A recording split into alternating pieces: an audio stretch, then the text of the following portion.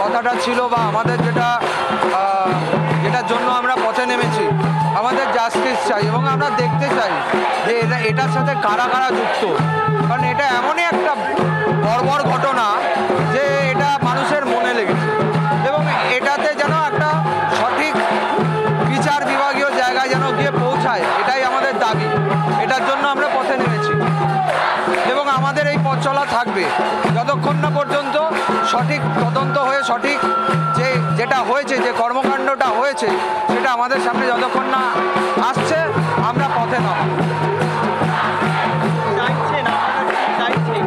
আমরা চাইছি এই আরজিকর কাণ্ডে যারা যারা যুক্ত আছে তাদেরকে আড়াল না করে তাদের সবার শাস্তি হোক।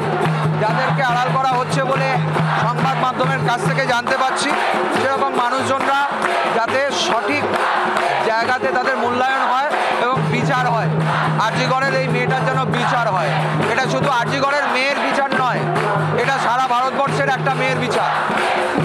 সারা ভারত। বাংলার আওয়াজ, বাঙালির আবেগ, জি 24 ঘন্টা।